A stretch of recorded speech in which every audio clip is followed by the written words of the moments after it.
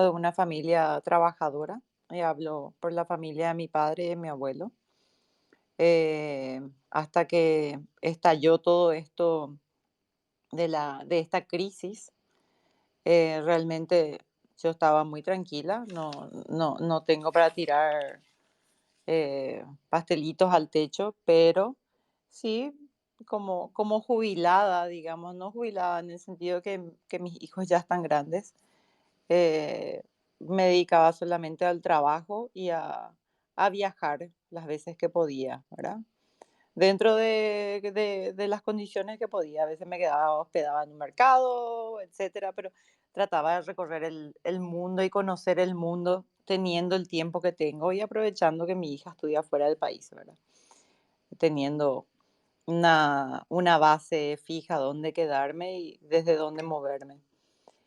Eh, con toda esta historia de esta crisis, y una vez que vi lo del evento 201, porque como todos, yo estaba totalmente atemorizada, a pesar de que en el 2019 sentía que algo tenía que pasar porque el mundo consumista, así como iba, estaba perdiendo cada vez más contacto con los verdaderos valores. Y yo decía, tiene que haber un evento, un tipo, un cataclismo que nos haga reaccionar. Y lastimosamente ese cataclismo fue provocado. Y, y bueno, ahí cuando vi lo del evento 201, que para mí fue una bofetada, porque dije, la pucha, eh, esto, esto estaba todo orquestado, todo armado. Me puse a investigar y posteriormente, gracias a eso, empecé a crear lazos con otras personas, principalmente con mi compañera de Despiertamente, porque yo no sé si muchos saben que nosotros tenemos un canal de difusión en Facebook que se llama Despiertamente Paraguay. Estamos en YouTube como Despiertamente Difusión. No hemos estado saliendo al aire últimamente, pero sí tenemos pensado volver. Estamos armando un lindo estudio y lo hacemos de nuestros propios ingresos. No, es totalmente sin fines de lucro y nuestro objetivo es despertar conciencia, ¿verdad? Y mi objetivo es poder vivir una vida tranquila donde yo pueda trabajar en condiciones de garantías y de seguridad como todos queremos, ¿verdad? Porque si hay bienestar a nuestro alrededor, todos tenemos seguridad y todos podemos trabajar en paz y salir adelante eh, sin tener aspiraciones al estilo de los, no sé, de un Bill Gates que tiene, no sé, una fortuna, que yo no sé, yo creo que cuanto uno más tiene, uno es más esclavo de lo que tiene. Y yo creo que vivir con tener calidad de vida y poder permitirse determinados placeres. Ese es el objetivo, ¿no? Dentro de un espacio de libertad, ¿verdad? Y eso es lo que me ha llevado a salir al aire, a estudiar, a informarme. Yo me considero una persona yo me considero una estudiante, no una profesora.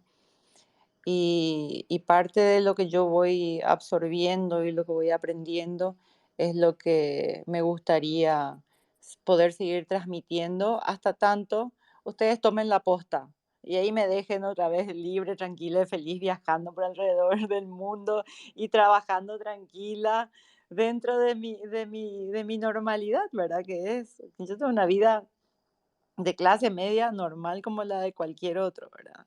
Siempre fui, porque eso me enseñó mi papá me enseñó a trabajar desde los 8 años.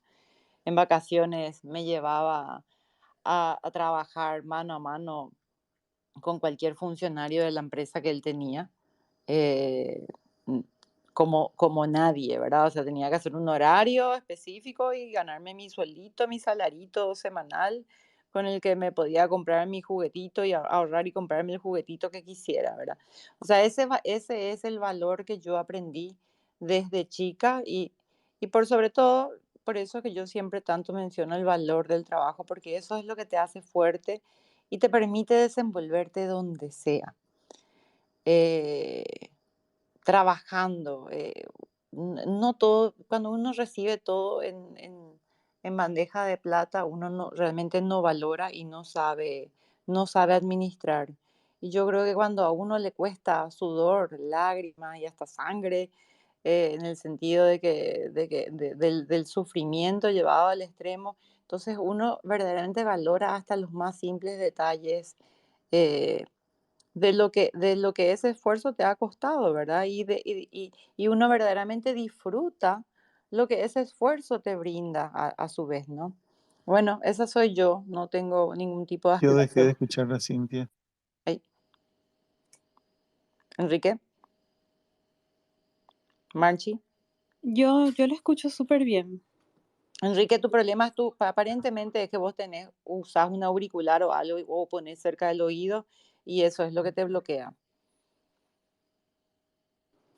Parece que se le cayó porque salió de entre los hablantes. Bueno, y haciendo un poco un recuento de esta pequeña introducción y antes de sumergirnos en el tema, esperando que llegue más gente. Yo soy notaria pública, me divorcié muy joven, a los 31 años, con dos hijos pequeños, me recibí de abogada, hice 2 años de administración agraria, soy ganadera sin tierra, no tengo el ganado, tengo lo suficiente como para darme un buen pasar. Hice muchos cursos internacionales, de contratos internacionales y qué sé yo, pero la verdad es que a mí me gusta mi vida tranquila y yo quiero seguir viviendo esa vida tranquila, sin estrés, sin sobresaltos y para que eso sea posible tenemos que vivir en un entorno que nos brinde garantías y seguridad, ¿verdad?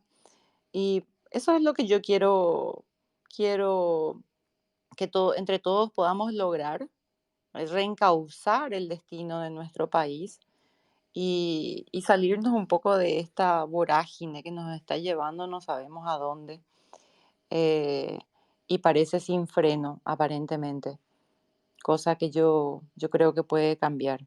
Y cuando quieran, puedo entrar en el tema, ya va a depender del resto de los que están acá presentes. Creo que 10 minutos de tolerancia están más que bien. Y si les parece, podemos entrar en el tema que preparé para este espacio. Dale, Cintia, por mi parte, podemos arrancar cuando vos digas. Y para los que se están uniendo, vamos a hacer la misma temática que hicimos aquella vez que estuvo Valens Fran. Hay una presentación y voy a ir compartiendo en los tweets las imágenes de las diapositivas. Y voy a ir compartiendo también acá en el espacio para que puedan ir mirando y escuchando a Cintia a medida que presenta. Cintia, vos me decís también cuando vamos pasando de página, así voy tirando las imágenes en el momento oportuno. ¿Qué te parece? Ok, yo sigo con la dinámica. Puedes empezar con la introducción de la diapositiva. Y bueno, como siempre, como no soy una profesional en el área, discúlpenme que esté un poquito nerviosa. Eh, pero luego vamos a ir viendo cómo nos vamos desenvolviendo. Bueno, el tema sobre el cual yo quiero hablar hoy y es como para dar simplemente un pantallazo para introducirnos en debates y más profundamente en todo lo que está pasando es el de las sociedades tradicionales y las sociedades abiertas, ¿verdad? Y voy a citar a este ex socialista que posteriormente se reveló y voy a citar una frase y arrancar con esa frase leyendo. La gran desgracia del siglo XX es haber sido aquel en el que el ideal de la libertad fue puesto al servicio de la tiranía, el ideal de la igualdad al servicio de los privilegios y todas las aspiraciones, todas las fuerzas sociales reunidas originalmente bajo el vocablo de izquierda, embridadas al servicio del empobrecimiento y la servidumbre. Esta inmensa impostura ha falsificado todo el siglo, en parte por culpa de algunos de sus más grandes intelectuales. Ella ha corrompido hasta en sus menores detalles el lenguaje y la acción política, invertido el sentido de la moral y entronizado la mentira al servicio del pensamiento. Escrito por Jean-François Revel. Bueno, ¿qué son las sociedades tradicionales? Las sociedades tradicionales siempre funcionaron como unidades cohesionadas por ideas, creencias y valores profundamente arraigadas en su propia historia, en las que el individuo se siente plenamente identificado de manera natural por la herencia del pasado de su familia, de su ciudad, de su tribu, de su nación, con sus tradiciones, la variedad de sus deberes, su herencia, con expectativas correctas y obligaciones determinadas. Los valores y creencias o la comprensión del mundo comunitario determinan la autocomprensión del individuo y con ella su identidad. Estas sociedades, perdón Marco, eh, ¿querés decir alguna cosa? O, bueno, gracias. Estas sociedades tradicionales son más fuertes, herméticas, identitarias, más seguras de sí mismas, están más dispuestas a luchar e incluso morir por aquello que sienten les identifica. Estas sociedades son las que han alumbrado al mundo a lo largo de la historia. Eran de familias numerosas, con valores fuertemente ligados a una vida religiosa. Una sociedad tradicional es una sociedad segura de su identidad, identidad por la que lucha por preservar, que se contrapone a una inmigración masiva y desmedida, que exige ser respetada en su idiosincrasia. Esta conforma una sociedad normal que funciona con un criterio propio. Las sociedades abiertas, sin embargo, son desestructuradas, débiles, atomizadas, enfrentadas entre sí, sin futuro, que promueve un liberalismo de ultranza progresista, donde el Estado desaparece como un ente protector y permite que multimillonarios, gente extremadamente rica, entre a influenciar en las mismas. En una sociedad abierta, sin la protección del Estado, no hay homogeneidad y cualquiera puede ingresar a financiar programas para degradarla y atomizarla aún más.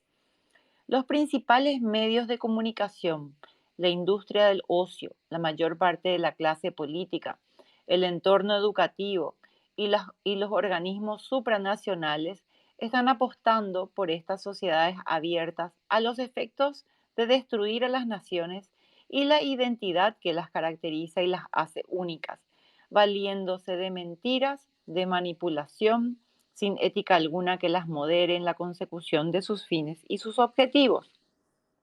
Estas sociedades abiertas, fácilmente manipulables y manejables, van sentando las bases para lo que muchos conocen como el nuevo orden mundial. Nos han ido empujando gradualmente a la degradación ética y moral, a la deconstrucción de nuestros valores, de nuestra cultura, hacia la destrucción de nuestra civilización, señalando con acierto al marxismo cultural como culpable. Se nos presentan partidos de izquierda y partidos de derecha como dos opciones políticas supuestamente enfrentadas, cuando en realidad se trata de dos caras de una misma moneda. Nos presentan una falsa alternancia que avanza irreductiblemente con la misma agenda.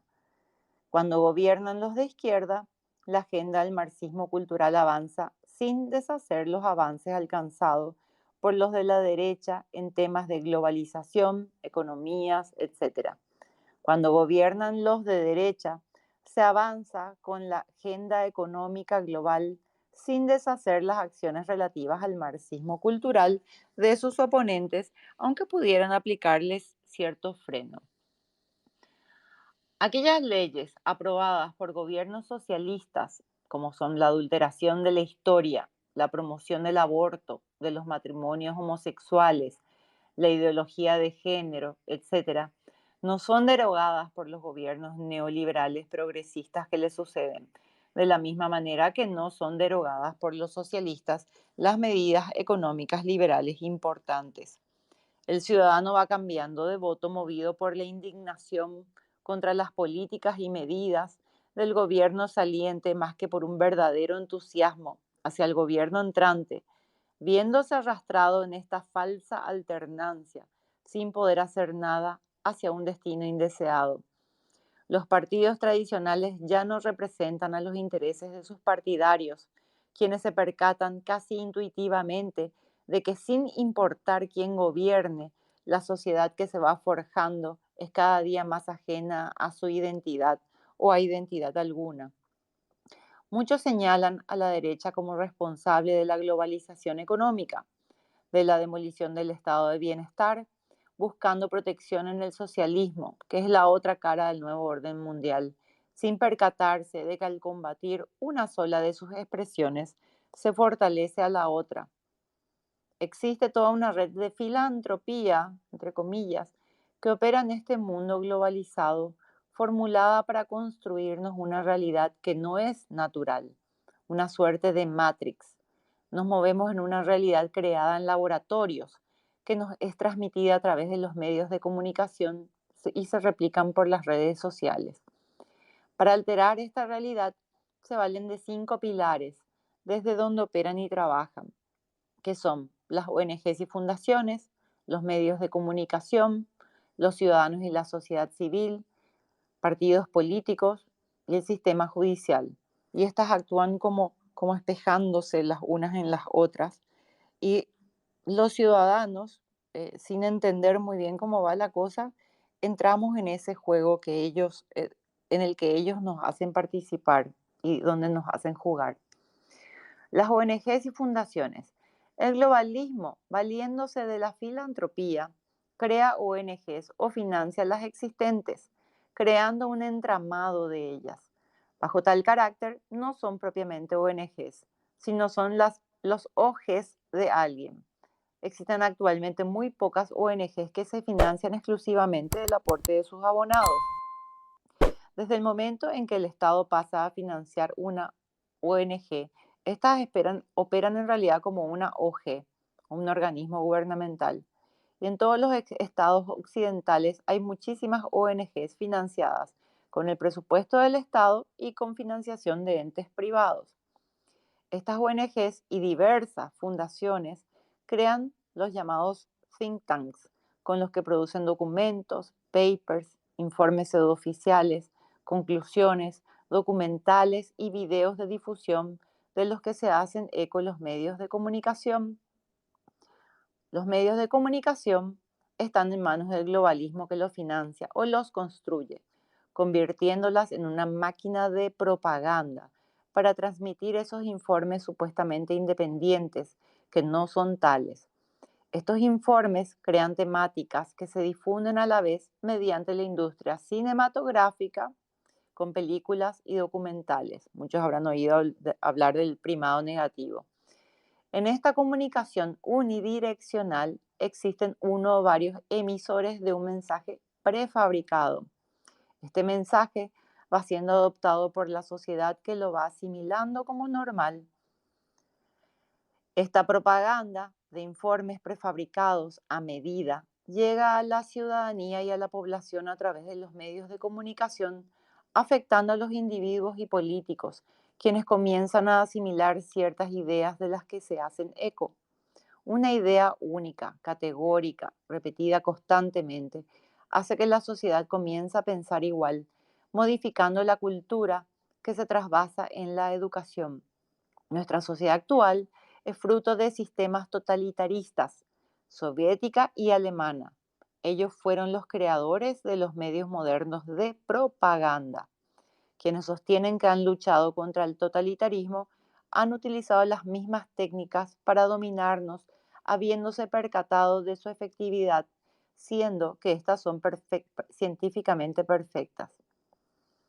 En las sociedades tenemos a los partidos políticos y a los políticos, que o bien pueden adoptar y creer en esas ideas y las llevan a su ejecución hasta que son poder, o bien pueden estar siendo financiadas para hacerlo.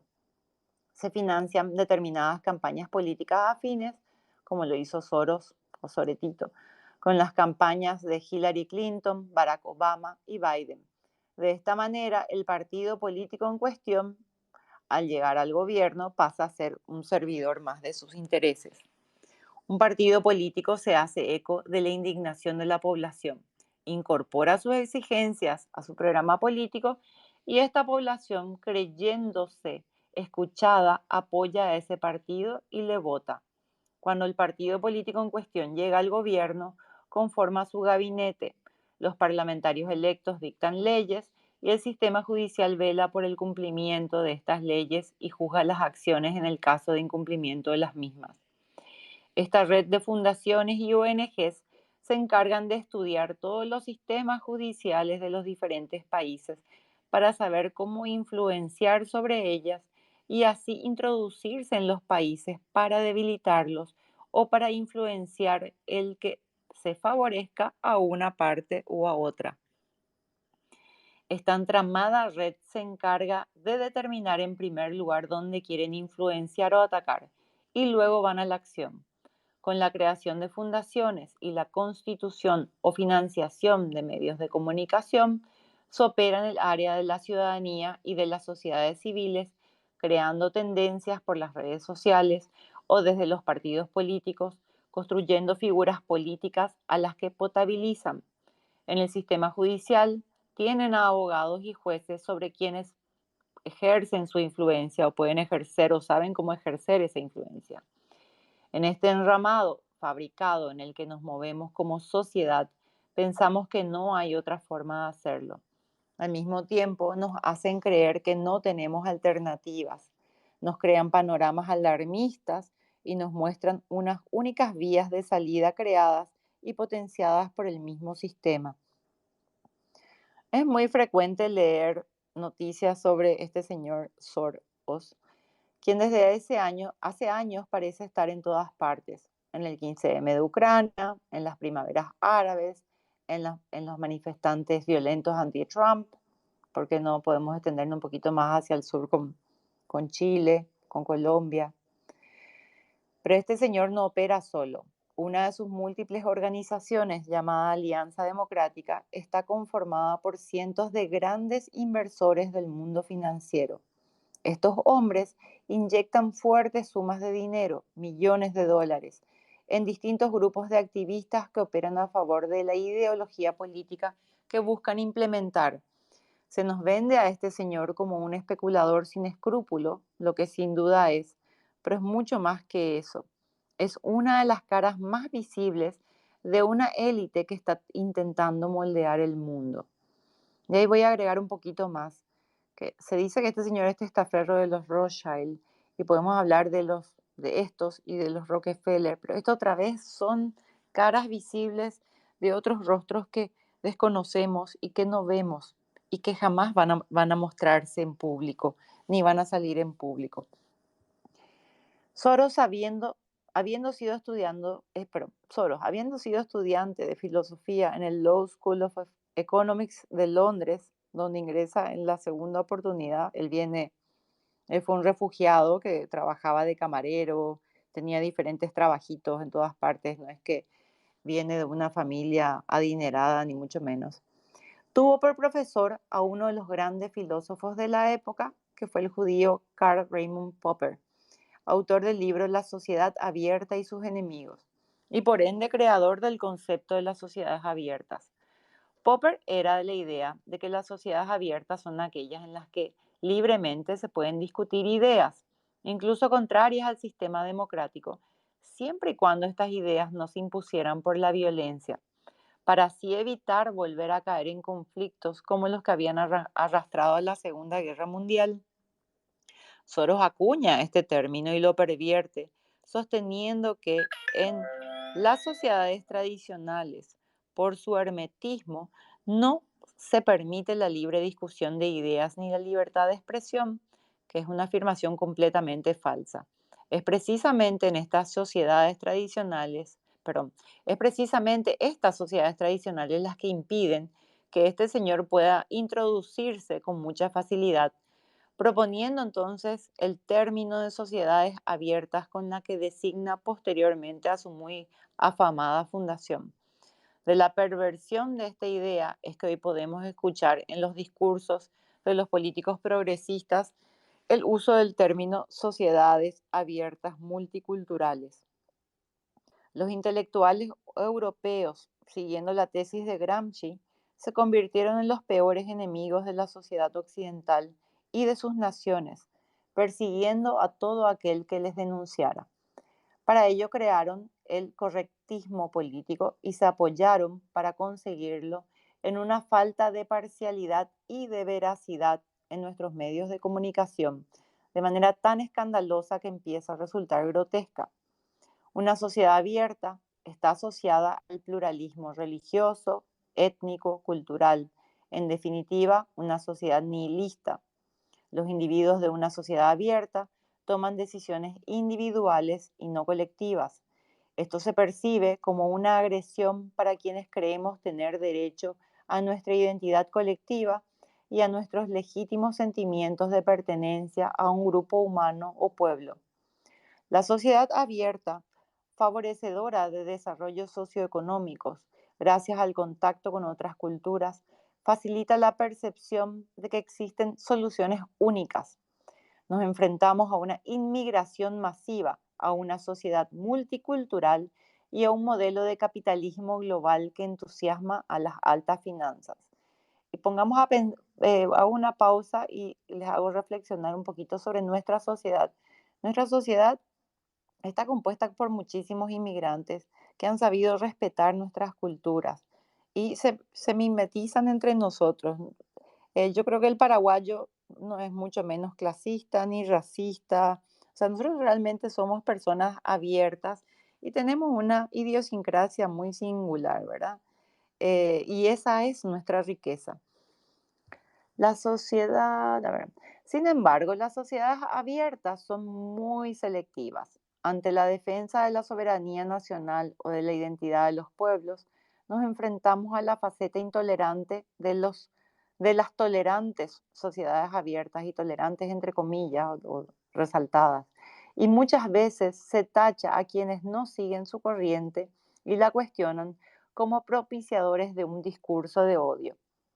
Las sociedades abiertas están formadas por la hibridación del marxismo cultural y del neoliberalismo económico más radical que nunca nadie haya defendido. Para posibilitar el análisis de la política y de la geopolítica real, de los discursos y de las realidades creadas a través de los medios de comunicación, se requiere despojarnos de ciertos tapujos o emociones que limitan el entendimiento y la comprensión del mundo que nos rodea. Por eso cuando vemos que Soros o uno de sus múltiples colectivos de activistas subvencionados ataca a una persona o institución, lo primero que debemos pensar es que estamos ante una parte no contaminada de la sociedad. Puede que no sean de los nuestros, o puede que sí, pero es seguro que no son de los suyos. Y eso no es poco en estos tiempos. Y finalmente quise reproducir dos citas de Kissinger, otro de los tantos operadores de esta élite, que me parecen eh, muy importantes y hacen relación a todo lo que yo estuve exponiendo. Que una viene del memorándum NSS-M200, que no es secreto, cualquiera puede acceder a ellos, que es el famoso informe Kissinger escrito en el año 1974, donde él recomendaba: la despoblación debería ser la máxima prioridad de la política exterior hacia el tercer mundo, porque la economía estadounidense requerirá de grandes y crecientes cantidades de minerales del exterior, especialmente de los países menos desarrollados. Nosotros somos el patio trasero de ellos. Ellos hacen todo lo que quieren con nosotros. Ese es un comentario al margen y después voy a seguir con un poquito más. Y luego, en una reunión de Bilderberg que se desarrolló el 21 de mayo de 1992, estaba un delegado suizo que estuvo grabando sin el conocimiento de los presentes. Y de ahí tomamos una cita, una parte del discurso de este señor Kissinger, Heinz Alfred Kissinger, ese es su verdadero nombre, donde él decía que hoy los estadounidenses se indignarían si las tropas de la ONU entraran en Los Ángeles para restaurar el orden. Mañana estarían agradecidos. Esto es especialmente cierto si se les dijera que existe una amenaza externa del más allá, ya sea real o promulgada, que amenazara nuestra propia existencia. Es entonces que todos los pueblos del mundo suplicarían a los líderes mundiales que los liberen de este mal. Lo único que que todo hombre teme es lo desconocido. Cuando se presente este escenario, los derechos individuales serán renunciados voluntariamente por la garantía de su bienestar, a ellos por su gobierno mundial. Y no sé si ustedes escucharon alguna vez el discurso de Obama que decía exactamente lo mismo. Recorrió por las redes, si no, me encargo de compartir posteriormente. Creo que el enlace está en Pinterest, increíblemente, pero ahí está el enlace y se lo ve y se lo escucha perfectamente diciendo que nosotros no tenemos realmente capacidad de pensamiento o de pensar y tampoco somos capaces de administrar nuestros propios intereses y por eso debemos ceder nuestros derechos individuales hacia un gobierno mundial. Eh, Hay algo que quiero mencionar. Hay mucha gente que está operando a favor de esta nefasta agenda y perversa agenda, porque uno tiene que realmente ponerse a estudiar para ver cuán perversa es. Pero yo creo que el 80% de quienes integran tanto los partidos políticos como organizaciones y fundaciones no tienen un cabal conocimiento de lo que está pasando y son buenas personas, pero creo que de alguna manera, y es a través de la denuncia, del voto, que podemos nosotros hacerles entender que nosotros no estamos de acuerdo con que ellos estén apoyando o respondiendo a intereses que no tienen nada que ver con nuestros intereses, ¿verdad? Termino con esta introducción y solamente quiero decir que eh, miremos el ejemplo de Gandhi. Gandhi nos mostró cómo se hace una resistencia pacífica, ¿verdad? Una revolución no violenta. ¿Y qué pasa cuando hagamos y todos realmente nos resistamos a este ataque, a esta afrenta? Probablemente se pongan más violentos, como estamos viendo que está sucediendo en muchas partes del mundo. Y eso va a hacer que mucha más gente se despierte. Y lo que nosotros necesitamos es despertarnos. ¿Por qué? Porque esta gente no nos invadió con milicias, ni con soldados, ni invadieron nuestros estados. No, estos se encargaron de dividirnos entre los de un extremo y los del otro y se han encargado de formar a los guerrilleros que nos están detonando por dentro. No necesitan, ellos se lavan las manos mientras nosotros nos matamos entre nosotros, ¿verdad? Y si nos percatamos de que esa es la realidad, entonces podemos hacer un alto al fuego y abrazarnos entre todos y decir, ok, vamos a pelear por lo que es verdaderamente nuestro, que es nuestro país, que es nuestra cultura. Y es cierto que yo mencioné que las sociedades tradicionales de antes tenían estaban muy arraigadas a sus creencias religiosas. Y más allá de que unos tengan creencias religiosas o no, esta religión lo que hacía era que las personas sean más altruistas y se preocupen por el prójimo, se preocupen de hacer una acción, medían sus acciones a ver en cuanto al impacto que estos ocasionaban y cuánto podían afectar a su comunidad, a su vecindario y trabajaban por ello. Y yo creo que esos son los valores que tenemos que rescatar, el de la solidaridad. Y como yo le decía a una persona la vez pasada, yo no me considero ni estatista, ni estadista, ni republicanista. Yo me considero comunitarista y ese comunitarismo tiene que empezar desde abajo. Nosotros tenemos que preocuparnos por el bienestar de quienes nos rodean. Y así vamos, como esa cadena de favores, vamos a ir creciendo en fuerza y no hay nadie que venga a traernos soluciones fabricadas que en realidad no son soluciones, sino son formas de esclavizarnos. La solución tiene que venir de nosotros, de nuestra comunidad.